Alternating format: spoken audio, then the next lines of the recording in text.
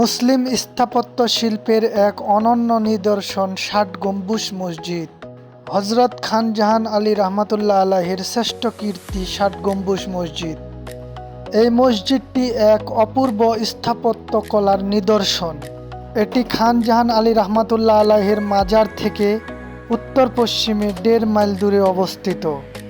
মসজিদের উত্তর পূর্ব দক্ষিণ পাশে পাকা সড়ক ও পশ্চিমে খোঁড়া দিঘি।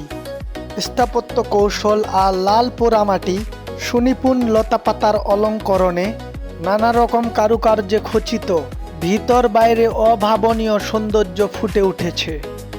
বাংলাদেশে এত বড় ঐতিহাসিক মসজিদ আর নেই বললেই চলে। মসজিদের দৈর্ঘ্য 160 ফুট ও প্রস্থ 108 ফুট। পূর্ব পশ্চিমে 7টা করে 11 সারিতে মোট 77টি গম্বুজ রয়েছে। এক সারিতে গম্বুজের উপরিভাগ চৌকোনা, বাকি সব গোলাকার। তবে গণনার ক্ষেত্রে ভিন্ন ভিন্ন সময় ভিন্ন ভিন্ন সংখ্যা ধারণ করে এই মসজিদটি। আমি নিজেই তার জ্বলন্ত প্রমাণ। ঐতিহাসিকগণের ধারণা, হযরত খান জাহান রহমাতুল্লাহ আলাই জৈনপুরের দক্ষ কারিগর দিয়ে নির্মাণ করেন এই মসজিদ। মসজিদে রয়েছে গোপন সুড়ঙ্গ পথ। তবে কত সময় ও কতজন শ্রমিক এই মসজিদে কাজ করেছে তার সুস্পষ্ট কোনো বর্ণনা নেই। এই মসজিদে একসাথে প্রায় 2500 মুসল্লি নামাজ আদায় করতে পারে।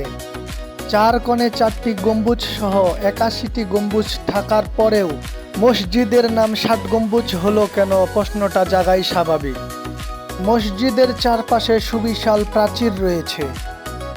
এটি শুধু মসজিদ ছিল না, হযরত খান জাহান আলী রহমাতুল্লাহ আলাইহির দরবার হিসাবেও ব্যবহৃত হতো। প্রতিদিন এই মসজিদ দেখার জন্য দেশি বিদেশি হাজার হাজার পর্যটন ভিড় জমায়।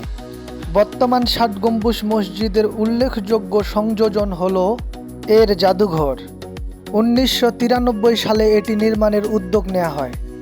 এর ভিতরে 28টি গ্যালারি রয়েছে। এর ভিতরে হযরত খান জাহান আলী রহমাতুল্লাহ আলাইহির আমলের 100টিরও বেশি নিদর্শন সংরক্ষিত রয়েছে। সাপ্তাহিক ছুটি শনিবার ব্যতীত সারা সপ্তাহ জুড়ে এটি উন্মুক্ত থাকে। আপনিও চাইলে ঘুরে আসতে পারেন মুসলিম স্থাপত্যের অন্যতম এই 60 গম্বুজ মসজিদ থেকে।